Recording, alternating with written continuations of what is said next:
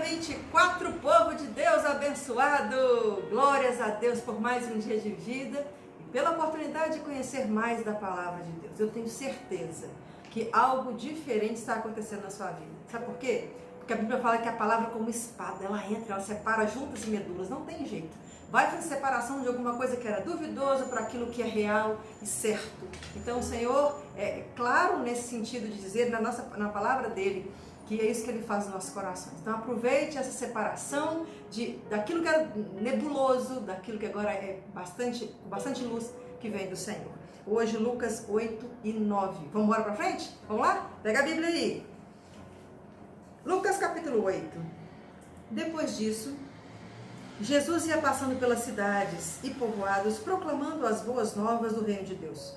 Os 12 estavam com ele, os 12 discípulos. E também algumas mulheres que haviam sido curadas de espíritos imundos e doenças.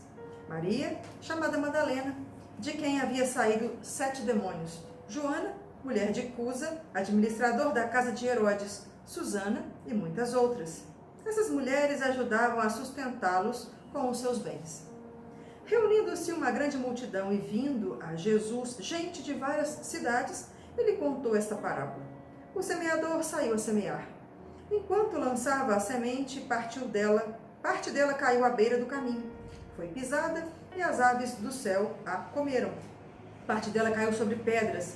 E quando germinou, as plantas secaram, porque não havia umidade. Outra parte caiu entre espinhos, que cresceram com ela e sufocaram as plantas. Outra ainda caiu em boa terra. Cresceu e deu boa colheita, a 100 por 1. Tendo dito isso, exclamou: aquele que tem ouvidos para ouvir, ouça. Vou parar aqui um pouquinho. É engraçado, aquele que tem ouvido para ouvir, claro, né? Mas dizendo as questões espirituais. Então, tem gente que escuta e não entende o Evangelho, não entende o amor de Cristo, não entende o sacrifício de Jesus. Aquele que tem ouvidos para ouvir as questões espirituais vão entender o que ele está dizendo. Versículo 9. Seus discípulos perguntaram-lhe o que significava aquela parábola. Ele disse: a vocês foi dado o conhecimento dos mistérios do reino de Deus, mas aos outros falo por parábolas, para que, vendo, não vejam e ouvindo, não entendam. Este é o significado da parábola. A semente é a palavra de Deus. As que caíram à beira do caminho são os que ouvem. Então vem o diabo e tira a palavra do seu coração, para que não creiam e não sejam salvos. As que caíram sobre as pedras são os que recebem a palavra com alegria quando a ouvem, mas não têm raiz. Creem durante algum tempo, mas desistem na hora da provação. As que caíram entre espinhos são os que ouvem, mas ao seguirem seu caminho, são sufocados pelas preocupações, pelas riquezas e pelos prazeres desta vida, e não amadurecem. Mas as que caíram em boa terra são os que, com coração bom e generoso, ouvem a palavra, a retêm e dão fruto com perseverança. Ninguém acende uma candeia e a esconde num jarro ou coloca debaixo de uma mesa. Ao contrário, coloca-se no lugar apropriado, de modo que os que entram possam ver a luz. Porque não há nada oculto que não venha a ser revelado, e nada escondido que não venha a ser conhecido e trazido à luz. Portanto, considerem atentamente como vocês estão ouvindo. A quem tiver, mais lhe será dado. De quem não tiver, até o que pensa que tem, lhe será tirado. É bom observarmos isso, a questão de que não tem nada escondido aos olhos do Senhor. Então, não adianta a gente querer fazer alguma coisa errada, escondida, ou até em pensamento, ou até em desejo, o Senhor sabe. Então, é bom que a gente se arrependa rápido dos nossos pecados, dos nossos desejos errados, porque o Senhor contemplou todos eles. Versículo 19. A mãe e os irmãos de Jesus foram vê-lo, mas não conseguiam aproximar-se dele por causa da multidão. Alguém lhe disse: tua mãe e teus irmãos estão lá fora e querem ver-te. Ele lhe respondeu: minha mãe e meus irmãos são aqueles que ouvem a palavra de Deus e as praticam. Certo dia, Jesus disse aos seus discípulos: vamos para o outro lado do lago. Eles entraram num barco e partiram. Enquanto navegavam, ele adormeceu. Abateu-se sobre o lago um forte vendaval, de modo que o barco estava sendo inundado e eles corriam um grande perigo.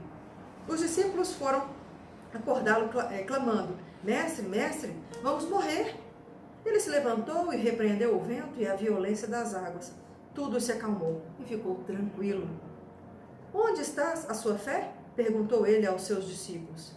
Amedrontados e admirados, eles perguntaram uns aos outros: quem é esse que até os ventos e as águas dá ordens e eles lhes obedecem? Navegaram para a região dos Gesarenos, que fica do outro lado do lago, frente à Galileia. Quando Jesus pisou em terra, foi ao encontro dele um endemoniado daquela cidade. Fazia muito tempo que aquele homem não usava roupas, nem vivia em casa alguma, mas nos sepulcros. Observe que o endemoniado é que vai até Jesus, por uma questão de submissão. Então, quando um rei maior chega, o súdito tem que vir à frente e se render. É assim que acontece no mundo espiritual. 28. Quando viu Jesus, gritou, prostrou-se aos seus pés e disse em alta voz: que queres comigo, Jesus, filho do Deus Altíssimo? Rogo-te que não me atormentes. Pois Jesus havia ordenado que o espírito imundo saísse daquele homem. Muitas vezes ele tinha se apoderado dele, mesmo com os pés e as mãos acorrentados e entregue aos cuidados de guardas, quebrava as correntes e era levado pelo demônio a lugares solitários. Jesus lhe perguntou: qual é o seu nome? Legião, respondeu ele, porque muitos demônios haviam entrado nele e imploravam que não os mandasse para o abismo. Uma grande manada de porcos estava pastando naquela colina. Os demônios imploraram a Jesus que lhes permitisse entrar neles.